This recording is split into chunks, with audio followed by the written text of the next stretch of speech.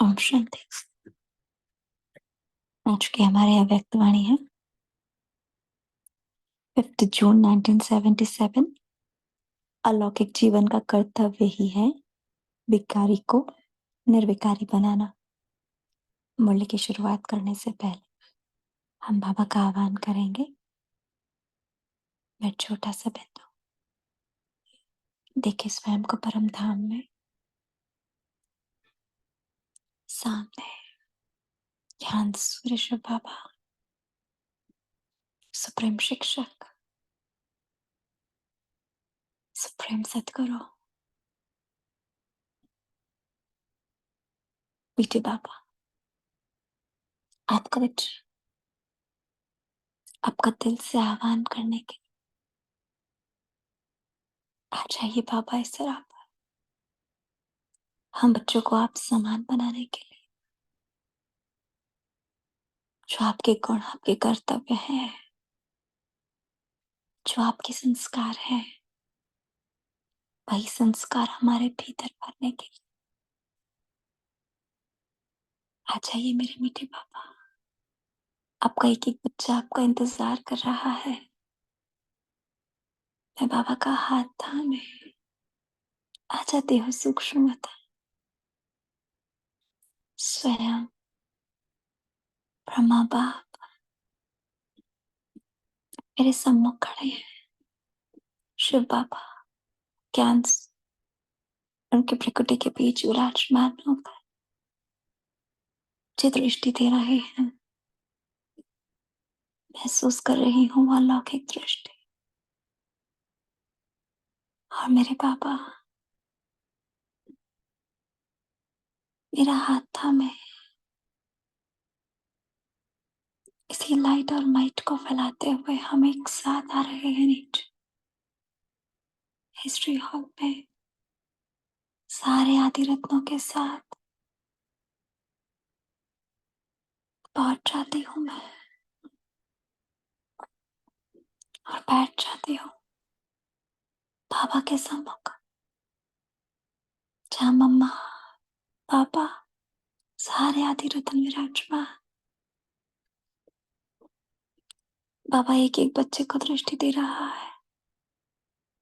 एक एक बच्चा संपूर्ण एकाग्रचित्त अपने मन और बुद्धि को संपूर्ण बाप के ऊपर एकाग्र किए हुए अपनी अव्यक्त स्थिति में विराजमान, अपने ऊंचे स्वमान में विराजमान है।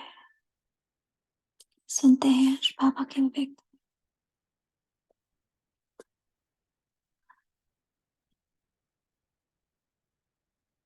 आज जैसा कि बाबा ने हम बच्चों को टाइटल सुनाया, अलौकिक जीवन का कर्तव्य विकारी को निर्विकारी बनाना। जो बाप का कर्तव्य सो बच्चों का कर्तव्य। हमारा पिता वो पतित पावन है ना। तो जिस प्रकार हमारे बाबा ने हमको पतित से पावन बनाया, उसी प्रकार हम बच्चों को भी बाप समान हर आत्मा को पतित से पावन बनाना है, अर्थात विकारी से निर्विकारी बनाना है। हाँ, तो सुनते हैं आज बाबा के महावाक्य। लौकिक से अलौकिक बनाने वाले, स्वयं के परिवर्तन से विश्व परिवर्तन करने वाले अनुभवी बच्चों प्रति बाप दादा बोले। सदा स्वयं को बाप दादा के सहयोगी, विश्व परिवर्तन के कार्य में उसी लगन से लगे हुए हो समझ कर चलते हो। हाँ, सदा स्वयं को बाप दादा के सहयोगी, विश्व परिवर्तन के कार्य में उसी लगन से लगे हुए समझ कर चलते हो। जो बाप दादा का कार्य वही हमारा, यह स्मृति रहती है। जैसे बाप सर्व शक्तियों और गुणों का सागर है, वैसे स्वयं को भी संपन्न अनुभव करते हो। बाबा क्या पूछ रहा है? जैसे बाबा सर्व शक्तियों का और गुणों का सागर है, क्या आप आत्माएं भी स्वयं को बाप समान स्थिति में, अर्थात वही शक्तियां वही गुण मेरे भीतर भी समाये हैं, क्या ऐसा स्वयं को अनुभव करते हुए चलते हो? हाँ? बाबा पूछ रहे हैं स्वयं के कमजोर संकल्प और संस्कारों को परिवर्तन करने की शक्ति में समर्थी आई है। हाँ जी बाबा। हम्म, हमारे भीतर कितने कमजोर संकल्प और संस्कार थे, और हम सब ने, हाँ, इस यात्रा के दौरान अपने बहुत संस्कारों को परिवर्तन किया है ना? क्योंकि जब तक स्वयं परिवर्तन करने की शक्ति में समर्थ नहीं होंगे, तो विश्व को भी परिवर्तन नहीं कर सकेंगे। हम्म, तो बाबा हमेशा कहता है स्व परिवर्तन से विश्व परिवर्तन, है ना? तो बाबा कह रहे हैं कि जब तक स्वयं परिवर्तन करने की शक्ति में समर्थ नहीं होंगे, तो विश्व को भी परिवर्तन नहीं कर सकेंगे। तो स्वयं को देखो कि अब कहाँ तक परिवर्तन हुआ है। अपने भीतर अपने आप को चेक करना है, संकल्प में, वाणी में, कर्म में। कल भी बाबा ने यही बात की थी, तो आज भी बाबा यही कह रहे हैं कि बच्चे चेक करो संकल्प, वाणी और कर्म में कितने परसेंट में लौकिक से अलौकिक हुए हो। हाँ? परिवर्तन है ही लौकिक से अलौकिक होना। हम्म, तो जैसे कि हम सब जानते हैं कि बाबा जो राजयोग सिखाता है वो प्रवृत्ति मार्ग का है ना? और हमें इसी मार्ग में रहते हुए, घर गृहस्थ में रहते हुए अपनी संपन्नता और संपूर्णता को पाना है। तो हम बाबा को ये नहीं कह सकते कि हमारे घर में ऐसा था, वैसा था, ये सिचुएशन थी या वो सिचुएशन थी, इसलिए हम संपूर्णता को नहीं पा पाए। क्योंकि बाबा जो हमें हर एक चीज सिखा रहा है वो यही है कि अपने आप को सबसे पहले अलौकिक बनाना और अपने आसपास की चीजों को अलौकिक बनाना। और उसका सबसे सहज साधन बाबा ने एक ही शब्द बताया है, स्वयं को ट्रस्टी समझकर चलना। हम्म? और जो भी आत्माएं आपके घर में हैं, आप सब इनकी सेवा के लिए आए हो। हाँ? तो ये है लौकिक से अलौकिक। घर मेरा नहीं है, घर बाबा का है, मधुबन है। जो भी चीज दिख रही है, जो भी वस्तु दिख रही है, सब कुछ बाबा की है। बस मुझे बाबा ने निमित्त मात्र प्रयोग के लिए दिया है। तो ये हुआ लौकिक से अलौकिक होना। तो बाबा ने कहा ये शक्ति अनुभव होती है किसी भी लौकिक वस्तु या व्यक्ति को देखते हुए अलौकिक रूप में परिवर्तन करना आता है। दृष्टि को, वृत्ति को, वाइब्रेशंस को, वायुमंडल को लौकिक से अलौकिक बनने का अभ्यास है। अब आप पूछ रहे हैं, दृष्टि, वृत्ति, वाइब्रेशंस, वायुमंडल, हाँ, सब कुछ अगर लौकिक है, तो लौकिक से उसको अलौकिक करने का, परिवर्तन करने का आपका अभ्यास है। जब ब्राह्मणों का जन्म ही अलौकिक है, तो ऐसा अलौकिक जन्म, अलौकिक बाप, अलौकिक परिवार, वैसे ही कर्म भी अलौकिक हैं। ये बहुत डीप चेकिंग है। बार बार अपने आप को चेक करना है, कहाँ तक परसेंटेज के अंदर मैं आत्मा लौकिक से अलौकिक हुई हूँ, है ना? क्योंकि स्मृति रहते रहते बार बार खिसक जाती है, चीजें देखते देखते स्मृति खिसक जाती है, आत्माओं को देखते देखते आत्मिक दृष्टि खिसक जाती है ना? तो अपने आप को बहुत डीप चेक करना है कि कहाँ तक मैं आत्मा अपने आप को संपूर्ण अलौकिकता में परिवर्तन कर चुकी हूँ। और अपने परसेंटेज को आगे बढ़ाना, है ना? तो बाबा कह रहे हैं कि बच्चे जब ब्राह्मणों का जन्म ही अलौकिक है, तो ऐसा अलौकिक जन्म, अलौकिक बाप, अलौकिक परिवार, तो कर्म भी अलौकिक है। ब्राह्मण जीवन का विशेष कर्म ही है लौकिक को अलौकिक बनाना। और जिस आत्मा को ये कर्तव्य आ गया, ये कर्म आ गया, उसके लिए सब कुछ जैसे बाबा कहता है कि सहज है ना? वहां न मैं है, न मेरा है, न कोई, ना कोई भी संस्कार है, वहां कोई हिसाब किताब भी नहीं है ना? सब कुछ सहज परिवर्तन हो जाता है ना? हर परिस्थिति से बाबा सहज निकाल देता है। अब हर आत्मा को, हर बात को हम अलौकिक बना देते हैं। हमें हर चीज में अच्छाई दिखने लगती है। हाँ, किसी भी आत्मा के अवगुण भी देखते हैं तो रहम आता है, मर्सी आती है कि बाबा उस आत्मा बच्चे का भी यह संस्कार ठीक हो जाए। वो संस्कार हमारे भीतर नहीं आता। तो बाबा कह रहे हैं कि जब एक बार ये लौकिक को अलौकिक बनाना आ जाता है, तो आपका ब्राह्मण जीवन क्या है? सहज। तो बाबा कह रहे अपने जन्म के कर्म का टेंशन रहता है, सिर्फ ये लौकिक को अलौकिक बनाने का पुरुषार्थ ही सर्व समस्याओं से, सर्व कमजोरियों से मुक्त कर सकता है। अंडरलाइन, सिर्फ ये एक छोटा सा पुरुषार्थ हमारी सारी समस्याएं, हमारी सारी कमजोरियों से हमें मुक्त कर सकता है। अमृत वेले से रात तक जो भी देखते हो, सुनते हो, सोचते हो, कर्म करते हो, उसको लौकिक से अलौकिक में परिवर्तन करो। यह प्रैक्टिस है बहुत सहज, लेकिन अटेंशन रखने की आवश्यकता है।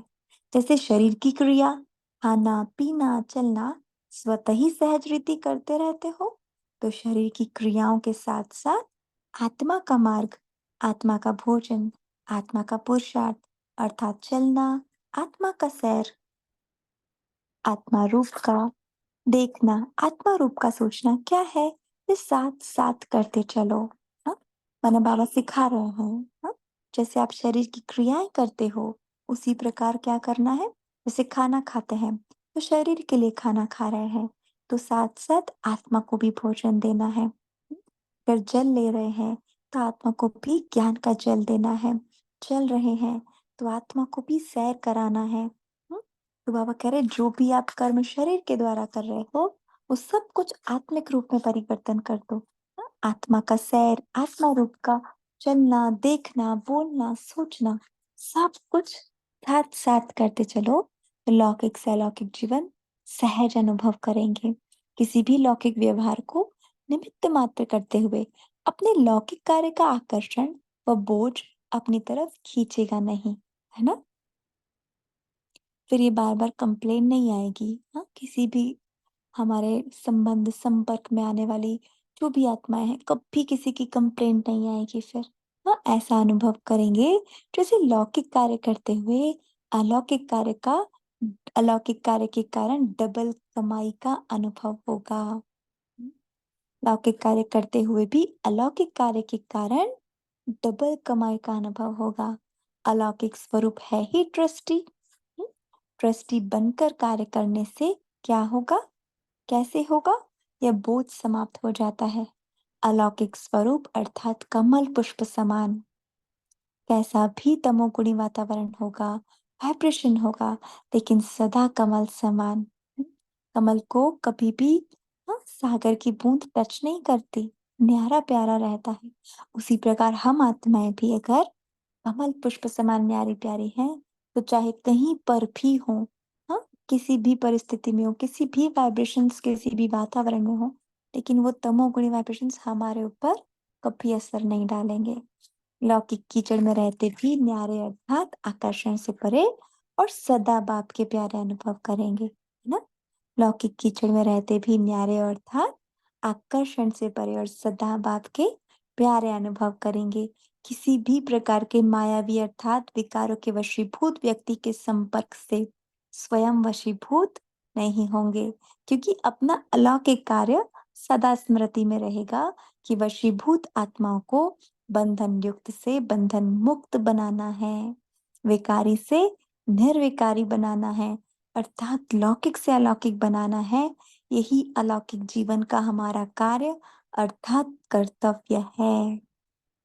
कितनी सुंदर बात कह रहे हैं बाबा।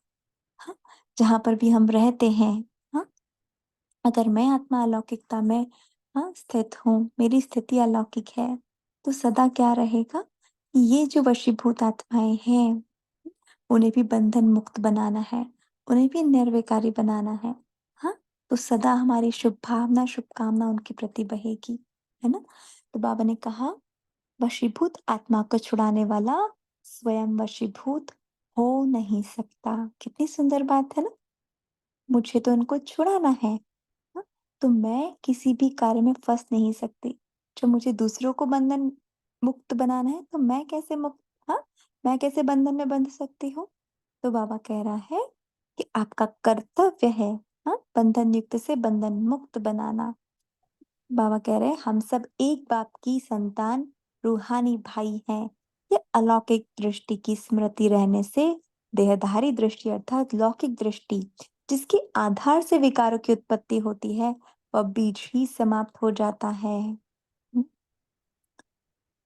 जब बीज समाप्त हो गया, तो फिर अनेक प्रकार के विस्तार रूपी विकारों का वृक्ष स्वतः ही समाप्त हो जाता है। हाँ, तो सबसे पहले हमारी दृष्टि परिवर्तन होती है ना। लौकिक दृष्टि से कैसी दृष्टि हो जाती है, अलौकिक दृष्टि। जहाँ अलौकिक दृष्टि हुई, तो वहां विकारों की उत्पत्ति हो नहीं सकती। तो बाबा ने कहा जहाँ विकार समाप्त होते हैं, हाँ, अगर बीज समाप्त हो गया तो उसका वृक्ष स्वतः ही समाप्त हो जाएगा। आगे बाबा कह रहे हैं, अभी तक भी बहुत बच्चों की कंप्लेंट है कि दृष्टि चंचल होती है, दृष्टि खराब होती है। क्यों होती है? बाबा पूछ रहे हैं, क्यों होती है बच्चे? जबकि बाप का फरमान है, लौकिक देह अर्थात शरीर से अलौकिक आत्मा को देखो। फिर देह को देखते क्यों हो? अगर आदत कहते हो, आदत से मजबूर हो, तो अल्पकाल के किसी न किसी रस के वशीभूत हो जाते हैं। क्यों वशीभूत हो जाते हैं या मजबूर हो जाते हैं? क्योंकि अल्पकाल के किसी न किसी रस के वशीभूत हो जाते हैं। तो इससे सिद्ध है कि आत्मा परमात्मा प्राप्ति के रस में अभी तक अनुभवी नहीं है। क्यों हम बार बार देह को देखते हैं या उन संबंधों को हम अनुभव करना चाहते हैं? तो बाबा कह रहे हैं कि कहीं ना कहीं ऐसा होगा।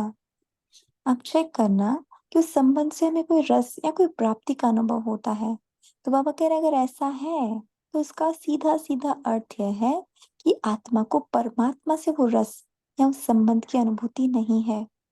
हम्म?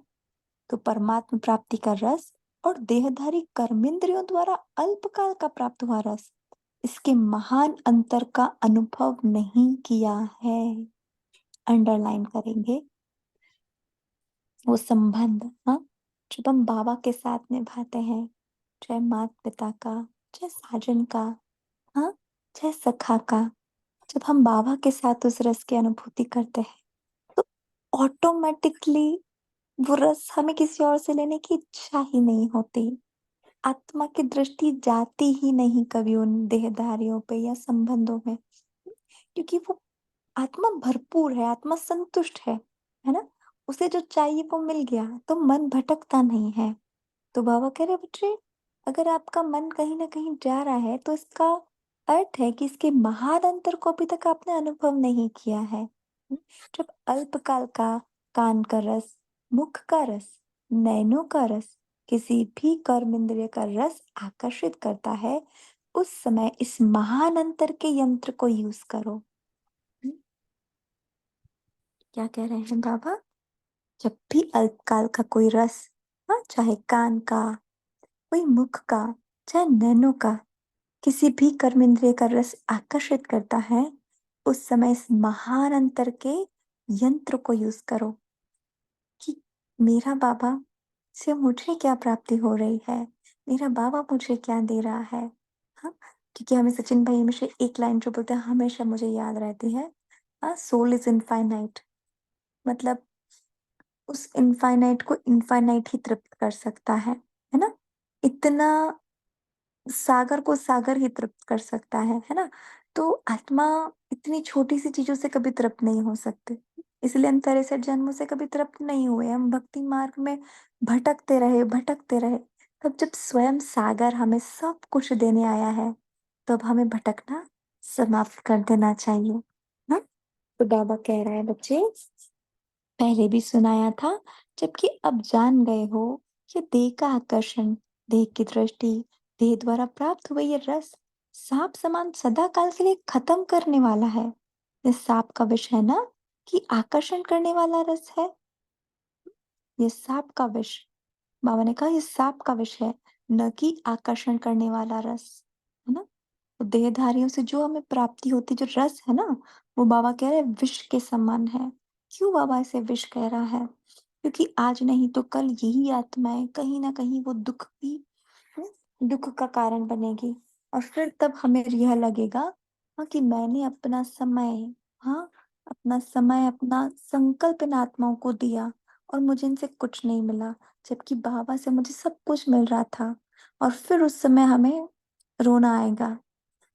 उस समय हमें अंदर से अंदर ही अंदर पश्चाताप होगा कि काश मैं आत्मा उस समय इस चीज को ना करती। तो बाबा कह रहे हैं, इसीलिए बाबा आज हमें उसको विश का नाम दे रहे हैं ना, क्योंकि वो दुख देता है, वो दुख दुख का अनुभव कराती है। तो बाबा कह रहे हैं, फिर भी अमृत रस को छोड़ विष की तरफ आकर्षित होना, इसको क्या कहा जाएगा? ऐसे को नॉलेजफुल या मास्टर सर्वशक्तिवान कहेंगे। वशीभूत आत्मा सदा कमजोर और स्वयं से असंतुष्ट होगी, है ना? बाबा क्या कह रहे हैं बच्चे? जो भी वशीभूत आत्मा है, किसी भी चाहे कर्म इंद्रियों के वशीभूत, चाहे संबंध संपर्क के वशीभूत, चाहे व्यक्ति वस्तु वैभव के वशीभूत, वो खुद को कमजोर अनुभव करेगी और खुद से असंतुष्ट होगी।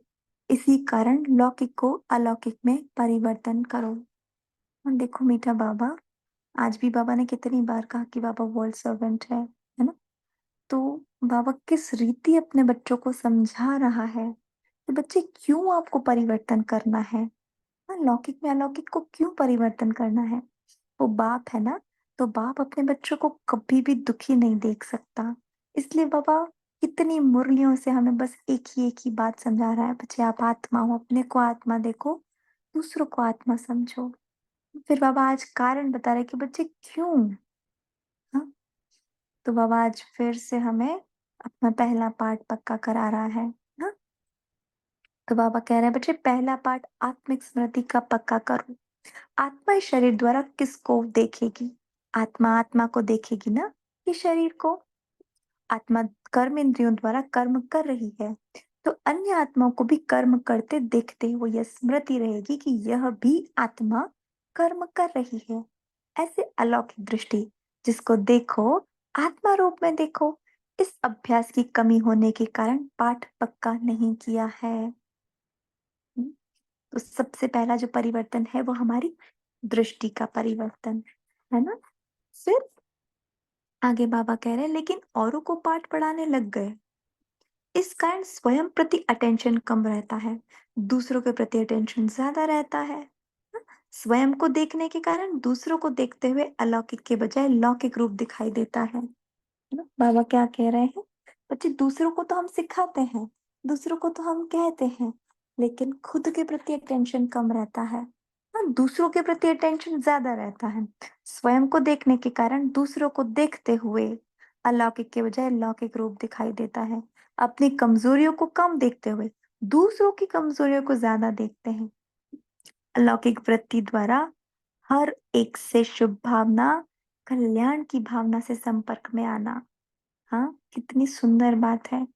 अलौकिक वृत्ति द्वारा हर एक से शुभ भावना और कल्याण की भावना से संपर्क में आना, इसको कहा जाता है अलौकिक जीवन की अलौकिक वृत्ति ना। जो बाबा सब कुछ समझा रहा है, दृष्टि कैसी हो, वृत्ति कैसी हो। हाँ, लेकिन अलौकिक वृत्ति के बजाय लौकिक वृत्ति, अवगुण धारण करने की वृत्ति, ईर्ष्या घृणा करने की वृत्ति धारण करने से अलौकिक जीवन के अलौकिक परिवार द्वारा अलौकिक सहयोग की खुशी, अलौकिक स्नेह की प्राप्ति की शक्ति नहीं कर पाते हैं।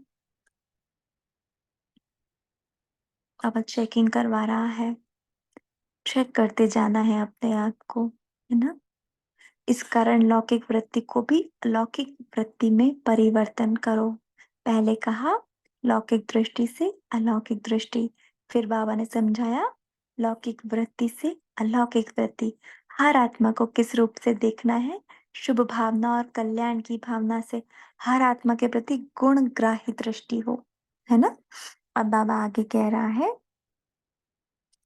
तो पुरुषार्थ में कमजोर रहने का कारण लौकिक को अलौकिक में परिवर्तन करना नहीं आता। लौकिक संबंध में भी अलौकिक संबंध, रूहानी भाई बहन की स्मृति में देखो, किसी भी संबंध की तरफ लौकिक संबंध की आकर्षण आकर्षित करती है, अर्थात मोह की दृष्टि जाती है। तो लौकिक संबंध के अंतर में बाप से सर्व अविनाशी संबंध की स्मृति का या बाप के सर्व संबंधों के अनुभव की नॉलेज कम होने के कारण लौकिक संबंध की तरफ बुद्धि भटकती है।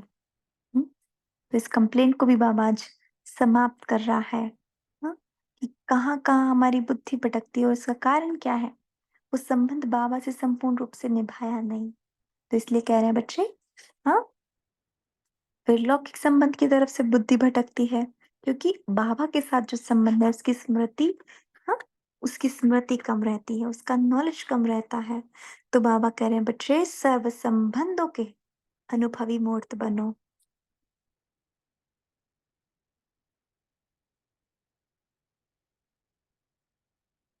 बाबा क्या कह रहे हैं बच्चे, सर्व संबंधों के अनुभवी मूर्त बनो, तो लौकिक संबंध की तरफ आकर्षण नहीं होगी। उठते बैठते लौकिक और अलौकिक के अंतर को स्मृति में रखो, तो लौकिक से अलौकिक हो जाएंगे। यह कंप्लेंट समाप्त हो जाएगी। बार बार एक ही कंप्लेंट करना क्या सिद्ध करता है? अलौकिक जीवन के अनुभवी नहीं। तो अभी स्वयं को परिवर्तन करते हुए विश्व परिवर्तक बनो। समझा? छोटी सी बात समझ में नहीं आती? ठेका तो बहुत बड़ा लिया है। दुनिया को चैलेंज तो बहुत बड़ी की है। चैलेंज करते हो ना कि सेकंड में मुक्ति जीवन मुक्ति देंगे। निमंत्रण में क्या लिखते हो? एक सेकंड में बाप से वर्षा आकर प्राप्त करो, मुक्ति जीवन मुक्ति के अधिकारी बनो। तो दुनिया को चैलेंज करने वाले अपनी वृत्ति दृष्टि को चेंज नहीं कर सकते। स्वयं को भी चैलेंज स्वयं को भी चैलेंज दो कि परिवर्तन करके ही छोड़ेंगे, अर्थात विजयी बनकर ही दिखाएंगे ना। तो क्या करना है? दृढ़ संकल्प का बीज दीप जलाना है ना। कौन सा दीप जलाना है? कि लौकिक को अलौकिक में संपूर्ण रूप से दृष्टि वृत्ति कृति सब में परिवर्तन करके ही रहेंगे। अच्छा, पार्टियों के साथ मुलाकात। ट्रस्टी का विशेष लक्षण क्या दिखाई देगा? जो ट्रस्टी होगा उसका विशेष लक्षण सदैव स्वयं को हर बात में हल्का अनुभव करेगा, डबल लाइट अनुभव करेगा, शरीर के भान का बोझ न हो, इसको कहा जाता है ट्रस्टी। अगर देह के भान का बोझ है तो एक बोझ के साथ अनेक प्रकार के बोझ से सॉरी अगर देह के भान का बोझ है तो एक बोझ के साथ अनेक प्रकार के बोझ से परे रहने का यह साधन है। तो चेक करो बॉडी कॉन्शियसनेस में कितना समय रहते हैं। जब बाप के बने तो तन मन धन सहित बाप के बने ना। सब बाप को दिया ना। जब दे दिया तो अपना कहाँ से रहा? जब अपना नहीं तो मान किस चीज का? अगर मान आता तो सिद्ध है, देकर फिर लेते हो। दावा कह रहा है सब कुछ दे दिया ना, तन मन धन सब कुछ दे दिया, फिर मान कहाँ से आया, शान कहाँ से आया, मेरा संकल्प कहाँ से आया? सब कुछ तो बाबा का हो गया ना। तो बाबा ने कहा अगर मान आता है तो सिद्ध है, देकर फिर लेते हो। अभी अभी दिया अभी अभी लिया, या खेल करते हो? ट्रस्टी अर्थात मेरापन नहीं। जब मेरापन समाप्त हो जाता है तो लगाव भी समाप्त हो गया, है ना। जब मेरापन ही नहीं है तो लगाव भी नहीं। तो ट्रस्टी बंधन वाला नहीं होता, स्वतंत्र आत्मा होता है। किसी भी आकर्षण में परतंत्र होना भी ट्रस्टीपन नहीं। कोई भी आकर्षण उसको आकर्षित नहीं करता, है ना। होते हैं ना कंपनीज के ट्रस्टी होते हैं, है ना। उनको पता है ओनर कोई और है, हमें सिर्फ चलाना है। तो चलाते चलाते उनको पता है कि कुछ भी हमारा नहीं है, सैलरी मिलती है बस, है ना। बस ट्रस्टी बनकर चलाते रहते हैं। और कुछ भी नुकसान हुआ कुछ भी हुआ उनको कोई टेंशन नहीं होती, क्योंकि उसका ओनर कोई और है। तो कुछ भी नुकसान भरना है उसको ही भरना है। कुछ भी फायदा हुआ तो भी उसका, नुकसान हुआ तो भी उसका। वहां ना मेरा फायदा है ना मेरा घाटा है। तो वो आत्मा कैसी है? स्वतंत्र है। हाँ, निर्बंधन है, निर्बोझ है, निरसंकल्प है। कुछ भी उसका है ही नहीं। तो यही है ट्रस्टी। कहीं बंधन है ही नहीं। ट्रस्टी माना ही स्वतंत्र, सिर्फ करना है बस, निमित्त मात्र करते जाना है। तो बाबा ने कहा नष्ट मोह बनने की सहज युक्ति कौन सी है? सदैव अपने घर की स्मृति में रहो। आत्मा के नाते आपका घर परम धाम है, और ब्राह्मण जीवन के नाते साकार सृष्टि वृक्ष में यह मधुबन आपका घर है। क्योंकि ब्रह्मा बाप का घर मधुबन है। यह दोनों ही घर स्मृति में रहे तो नष्ट मोह हो जाएंगे, है ना। तो बाबा ने मुझे इस घर में जहाँ आज हम सभी आत्मा है, मैं सिर्फ मैं ट्रस्टी होकर बैठी हूँ, है ना। अपने सेवार्थ कर्मार्थ बस कर्म कर रही हूँ, सेवा कर रही हूँ। छोटी सी सेवा है, सेवा निभाकर फिर जाना है। या तो मधुबन जाना है या परम धाम जाना है ना। तो बाबा कह रहे हैं दोनों ही घर स्मृति में रहे तो नष्ट मोह हो जाएंगे। क्योंकि जब अपना परिवार अपना घर कोई बना लेते हैं तो उसमें मोह हो जाता है। अगर उसको दफ्तर समझो तो मोह नहीं आएगा। ये क्या है? हमारा दफ्तर है, हमारा सेवा केंद्र है ना। तो बाबा कह रहे हैं बच्चे सदैव बुद्धि में रहे। सेवा स्थान पर सेवा के निमित्त रूप आत्माएं हैं, न कि मेरा कोई लौकिक परिवार है। सब अलौकिक सेवाधारी हैं। कोई सेवा करने के निमित्त है और कोई की सेवा करनी है ना? किसी को सेवा करनी है और किसी की सेवा करनी है। लौकिक संबंध में भी सेवा का अर्थ मिला है। या मेरा लड़का है या मेरी लड़की है, हाँ, हम बोलते ना मेरा बेटा, मेरी बेटी। नहीं, सेवा के निमित्त संबंध मिला है। मैं पति हूँ, पिता हूँ, चाचा हूँ, जो भी संबंध है, बाबा ने कहा संबंध समाप्त हो जाए तो ट्रस्टी हो जाएंगे। ओवरऑल बाबा क्या कह रहे हैं कि बच्चे, आत्मा, हम्म, आत्मा के ऊपर कोई भी रोल नहीं है ना? कोई आइडेंटिटी नहीं है आत्मा की, कोई रोल नहीं है आत्मा का। बस निमित्त मात्र निभाना है। आत्मा न माँ है, न पिता है, न भाई है, न बहन है, न चाचा है, न चाची, कुछ भी नहीं है आत्मा। आत्मा बस आत्मा है ना? तो बाबा ने कहा जब अपने आप को इस स्वरूप में देखेंगे, हाँ, कि मैं सिर्फ निमित्त हूँ, ट्रस्टी हूँ, तो स्वतः ये सारे संबंध समाप्त हो जाएंगे। स्मृति विस्मृति का रूप तब लेती है जब मेरापन, हाँ, मेरापन होता है। अगर मेरापन खत्म हो जाए तो नष्ट मोह हो जाएंगे। नष्ट मोह अर्थात स्मृति स्वरूप। हम्म, तो इसका मतलब ये भी नहीं है कि हमें उनकी संभाल नहीं करनी, ये मेरे नहीं है। मेरापन खत्म अर्थात मुझे ट्रस्टी बनकर संभालना है और ही अच्छे से उनकी सेवा करनी है। मेरे मन में उनके प्रति कोई घृणा भाव नहीं, कोई ईर्ष्या भाव नहीं, कोई ऐसा संकल्प भी नहीं कि इस आत्मा के अंदर ये है, ये आत्मा ऐसा क्यों कर रही है। कोई संकल्प ही नहीं है। बस मुझे बाबा ने इनकी सेवा के लिए भेजा, मुझे दिल से बस इनकी सेवा करनी है। जो मेरा कर्तव्य है बस वो पूर्ण करना है ना? बहुत अच्छे से पूर्ण करना है। तो बाबा कह रहे हैं बच्चे, माताओं का सबसे बड़ा पेपर ही मोह का है। अगर माताएं नष्ट मोह हो गई तो नंबर आगे ही जाएंगी। पांडवों को नंबर वन बनने के लिए कौन सा पुरुषार्थ करना है? पांडव अगर एक रस स्थिति में एकाग्र बुद्धि हो जाए तो नंबर वन हो जाएंगे। हाँ, तो दोनों के अलग अलग पेपर्स हैं। माताओं का पेपर है नष्ट मोह और पांडवों का पेपर है एक रस और एकाग्र बुद्धि। तो पांडवों की बुद्धि यहाँ वहां भागने में तेज होती है, तो पांडवों की बुद्धि एकाग्र हुई तो नंबर वन। वैसे भी पांडवों को घर में एक स्थान पर बैठने की आदत नहीं होती, स्थिर होकर नहीं बैठेंगे, हाँ, चलेंगे उठेंगे ये आदत होती है ना?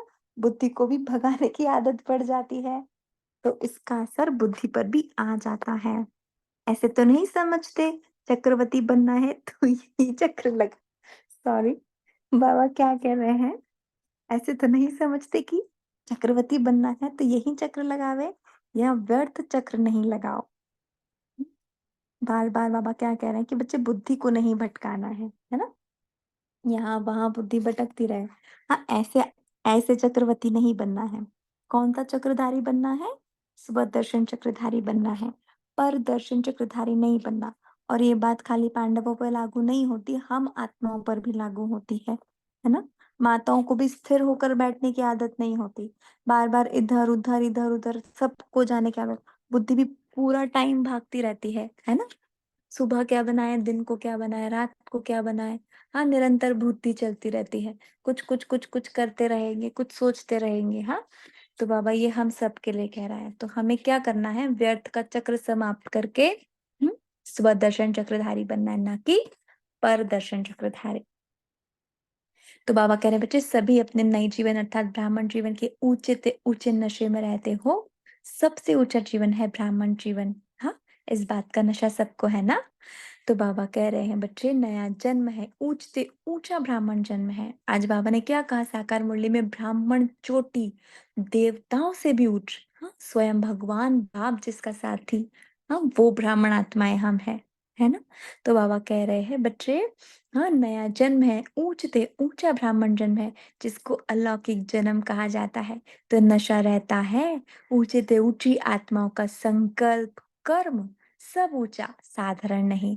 जैसे लौकिक में भी अगर कोई साहूकार भिखारी का कार्य करे तो क्या होगा? सब हंसेंगे ना? हम्म, अगर कोई साहूकार आदमी, हाँ, मुकेश अंबानी अगर सबके घर में जा जाकर भीख मांगे तो सब लोग हंसेंगे ना? तो ऊंचे कार्य की बजाय साधारण कार्य करना, तो क्या कहेंगे? हाँ, एक बार हमें स्मृति आ जाए कि मैं कौन सी आत्मा हूं, तो कभी भी साधारण कर्म होगा ही नहीं, है ना? तो ब्राह्मण कब व्यर्थ कार्य, कब व्यर्थ संकल्प कर नहीं सकते। सुनने के बाद सुने हुए को स्वरूप में लाना अर्थात समाना। हाँ, जो बाबा कह रहा है उन एक एक बात को अपने भीतर समा लेना है। सुनना तो परंपरा से चला आता है, भक्ति मार्ग से कथाओं को, ग्रंथों को पढ़ते सुनते आ रहे। लेकिन बाबा कह रहे बच्चे, संगम युग की विशेषता है स्वरूप में लाकर विश्व को दिखाना। स्वरूप में लाकर विश्व को दिखाना। सुनने वाले भी बहुत हैं, लेकिन स्वरूप में लाने वाले कोटों में कोई है। तो आप स्वरूप में लाने वाले हो, न कि सुनाने वाले। हम्म? देखना चाहिए जो सुना वह स्वरूप में कहाँ तक लाए। स्वरूप में लाने वाले को कौन सी मूर्त कहेंगे? साक्षात और साक्षात्कार मूर्त। तो साक्षात्कार मूर्त होना, स्वयं को भी साक्षात्कार कराने वाले और स्वयं द्वारा बाप का भी साक्षात्कार कराने वाले। स्वयं का साक्षात्कार अर्थात आत्मिक स्वरूप का साक्षात्कार कराने वाले। ऐसे साक्षात्कार मूर्त को ही स्वरूप मूर्त कहा जाता है। अंडरलाइन करेंगे इस बात को। स्वयं का साक्षात्कार अर्थात आत्मिक स्वरूप का साक्षात्कार कराने वाले। ऐसे साक्षात्कार मूर्त को ही स्वरूप मूर्त कहा जाता है। सभी ऐसे होना। अच्छा, बाबा का याद प्यार स्वीकार करते हैं। हर संकल्प अटेंशन अटेंशन से बैठेंगे। हाँ, और महसूस करेंगे जैसे बाबा ने अपना वरदानी हाथ हमारे सर पर रखा है ना। और सभी बिल्कुल एकाग्र हो जाएंगे, एक एक शब्द को अपने भीतर समाएंगे। हर संकल्प, समय, संबंध और संपर्क लौकिक से अलौकिक बनाने वाले अलौकिक ब्राह्मण जीवन के अनुभवी मूर्त, विश्व परिवर्तन के साथ साथ स्वयं परिवर्तन द्वारा विश्व को सही रास्ता दिखाने वाले, सदा बाप के सर्व संबंधों के अनुभवी मूर्त, सर्व प्राप्तियों के रस में मगन रहने वाले, एक बाप दूसरा न कोई, ऐसे अनुभव में रहने वाले अनुभवी मूर्त को बाप दादा का याद प्यार और नमस्ते। हम बच्चों का भी दिल से मीठे मीठे बाबा को, लौकिक से अलौकिक परिवर्तन करने वाले बाबा को, हम बच्चों को हर संबंध का अनुभव कराने वाले बाबा को दिल से याद प्यार और नमस्ते बाबा। शुक्रिया मेरे बेटे बाबा, दिल से शुक्रिया। शांति शांति शांति शांति। बहुत ही पावरफुल मुरली है। मुरली का एक एक महावाक्य धारण करने योग्य है ना। अभी हम माइक आपको देते हैं। अभी आप सभी पुरुषार्थ के मुख्य पॉइंट्स इस मुरली से डिस्कस करेंगे। ओम शांति।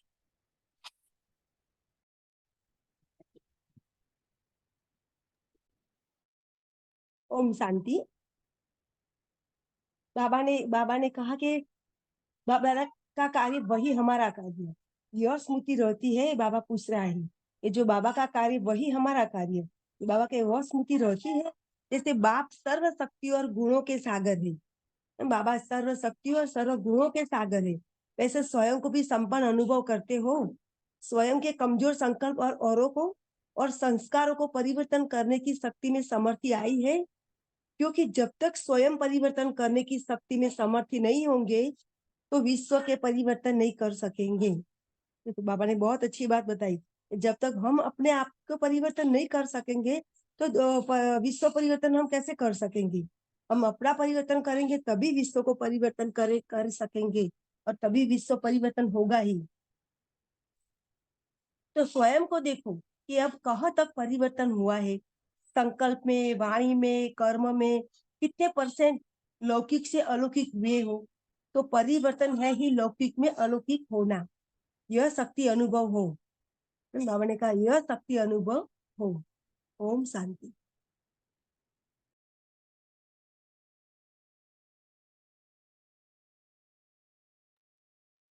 ओम शांति। आज बाबा ने कहा कि ये लौकिक को अलौकिक में बनाने के लिए पुरुषार्थ का पुरुषार्थ ही है, सारी समस्याओं से, सर्व कर्मेंद्रियों से मुक्त कर देता है। लौकिक से अलौकिक में आ जाना। इसके लिए बाबा ने कहा कि लौकिक से अलौकिक को परिवर्तन करने की प्रैक्टिस बहुत सहज है, लेकिन इसमें अटेंशन की आवश्यकता है। जो शरीर की जितनी भी क्रियाएं हैं, खाना पीना चलना स्वतः ही जो सहज रीति हम करते हैं, उसमें देह का भान ना हो, सिर्फ आत्मिक का ही भान हो कि मैं आत्मा भोजन करा रही हूँ, इसे चला रही हूँ, सैर करा रही हूँ। जो भी कुछ सोचना कर्म करना वो आत्मिक भान से हो। तो बाबा ने कहा कि इस रीति से अगर करेंगे तो अलौकिक जीवन जीना सहज हो जाएगा, पुरुषार्थ सहज हो जाएगा। ओम शांति।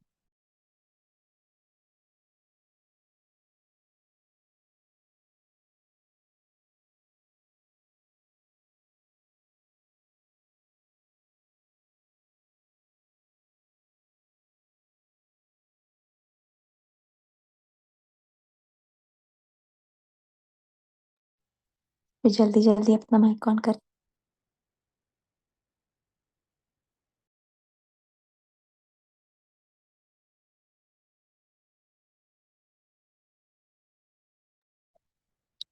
मनीषा बहन, नीलिमा बहन, सुशीला दीदी। ओम शांति। और बाबा ने ये वही बताया कि अमृत वेले से रात तक जो भी देखते हो, सुनते हो, सोचते हो, वो भी कर्म करते हो, तो उसको लौकिक से अलौकिक परिवर्तन करो। एंड बाबा के जो ये सुनते हो, बोलते हो, जो भी करते हो, लेकिन लौकिक से अलौकिक में परिवर्तन करो। एंड अब तक तो हम लौकिक में रहे, लेकिन बाबा के अब लौकिक नहीं, अलौकिक में परिवर्तन करो। यह प्रैक्टिस है बहुत सहज, लेकिन अटेंशन रखने की आवश्यकता है। एंड सभी बातों में हमें अटेंशन रखने की आवश्यकता है। जैसे शरीर की क्रियाएं, खाना पीना चलना स्वतः ही सहज ही रीति करते रहते हो, है ना। उसमें कोई मेहनत नहीं लगती कि जैसे टाइम होता है तो हम खाना खाते हैं, चलना होता है, सभी ऑटोमेटिक ही होता है। इसकी प्रैक्टिस ही हमारी हो गई है, इसमें कोई मेहनत करनी नहीं पड़ती है। तो वैसे बाबा कहते हैं कि करते तो शरीर भी क्रियाओं के साथ साथ आत्मा का मार्ग, आत्मा का भोजन, आत्मा का पुरुषार्थ अर्थात चलना, आत्मा का सैर, आत्मा रूप का देखना, आत्मा का रूप को सोचना क्या है, यह साथ साथ करते चलो, तो लौकिक से अलौकिक जीवन का सहज अनुभव कर सकेंगे। ओम शांति।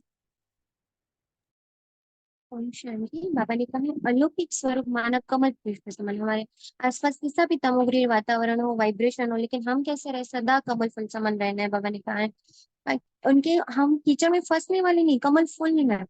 तो बाबा ने कहा हमारे कार्य हमें सदा स्मृति में रहना चाहिए, अलौकिक कार्य, क्योंकि हम वशीभूत नहीं हो सकते। हम तो वशीभूत आत्माओं को छुड़ाने वाले हैं, बंधन युक्त से बंधन मुक्त बनाना है हमारा कार्य, है विकारी से निर्विकारी बनाना है, लौकिक से अलौकिक बनाना है। तो हम स्वयं वशीभूत नहीं हो सकती आत्मा, सदा रूहानी भाई भाई की दृष्टि रखनी है।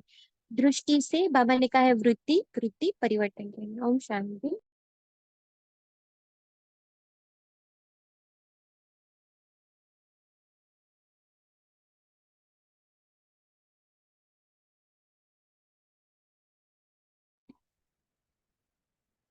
शांति। आज की मुरली, ऐसे बहुत सारी मुरली बाबा पढ़ा रोज सुनाता है। रोज आती है और रोज चली जाती है, फिर हमारे सामने एक नई मुरली आ जाती है। तो आज की मुरली से हमें एक चीज पक्की करनी है ना। इस मुरली से एक अभ्यास पक्का करना है, और अगर हम सभी एक साथ, संगठन का बल बहुत, बहुत बड़ा बल होता है। अगर हम एक स्वमान ले लें और उस स्वमान को निरंतर स्मृति में रखें, कि मैं आत्मा बिंदु बाबा की हूँ और सब कुछ बाबा का है, बस इतना सा। लेकिन इसको जैसे बाबा कहता है, और जब आजा आप जा, तो इससे क्या होगा, मैं आत्मा बिंदु बाबा की, जो भी मैं देखती हूँ सब बाबा का है। चाहे उसके सामने, फिर मेरे सामने कुछ भी सामने आएगा, चाहे कोई वस्तु है वो भी बाबा की, चाहे कोई संबंधी सामने आता है वो भी बाबा का। तो क्या होगा, बार बार बार बार बार बार अगर आत्मा को स्मृति आएगी, मान लो एक ही संकल्प हम, हजारों बार करें, जब देखते देखते 1 वीक तक अगर हमारी ये प्रैक्टिस रहेगी, तो मुझे लगता है कि धीरे धीरे आत्मा का संस्कार हो जाएगा, अपने आप लौकिकता अलौकिकता में परिवर्तन हो जाएगी, है ना। तो हम ये होमवर्क ले सकते हैं, ठीक है, कि मैं आत्मा बिंदु बाबा का हूँ और जो कुछ भी देख रहा हूँ सब कुछ बाबा का है। और इस एक चीज की प्रैक्टिस हम निरंतर करते रहे, निरंतर करते रहे। चाहे फिर मुरली भी पढ़ रही हूँ, चाहे मैं भोजन बना रही हूँ, चाहे मैं खाना खा रही हूँ, सब कुछ हर कर्म करते हुए, हाँ, बार बार बाबा की स्मृति आएगी, बार बार बाबा की स्मृति आएगी, कोई और संकल्प भी आएगा, फिर से इस संकल्प को स्मृति में लेकर आएंगे, है ना। तो हम सब ये कर सकते हैं ना, इस संकल्प को हम अनगिनत बार, बस इसी एक संकल्प में अगर हम टिक जाते हैं, ठीक है, तो हम इसको प्रयास करेंगे कि 1 वीक तक इसकी प्रैक्टिस हम बहुत अच्छे से और बहुत डीपली करें, है ना। फिर हम सब एक दूसरे के साथ अपने अनुभव भी शेयर करेंगे इस प्रैक्टिस के, ठीक है। और किसी को कुछ शेयर करना हो बता सकते हैं। ओम शांति। मीन्स बाबा ने पूरी की पूरी अभी जो मुरली सुन रहे थे तो ऐसा ही लगा कि कल के जो भी क्वेश्चन थे या उलझन थी वो सारी की सारी बाबा ने आज ये मुरली में बताई है। क्योंकि सही बात है, हम जब मेरा कह देते हैं ना, मेरा काम मेरी जिम्मेदारियां, वो सब मेरे मेरे के उलझनों में इतना मीन्स मेंटली भी थोड़ा सा टाइट हो जाते हैं। तो बाबा ने कितना अच्छा कह दिया कि मेरे को भी तेरे में परिवर्तन कर देना है, सब लौकिक को अलौकिक में परिवर्तन कर देना है, तो डबल लाइट स्थिति रहेगी। जी ओम शांति।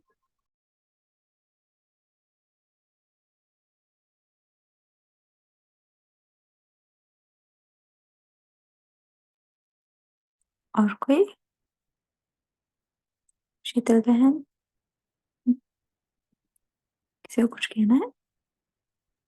जी दीदी, बाबा ने दृष्टि के बारे में भी कितना अच्छा बताया कि अगर लौकिक दृष्टि से देखते हैं किसी देहधारी को, तो बाबा ने कहा ना अभी तक आकर्षण भी क्यों नहीं गई है आत्मा अभी हमसे भी। तो बाबा ने कहा ना हम देह को देखते हैं, मीन्स जो हमारे सॉन्ग में भी है ना, शिव को देखो शब शब न देखो।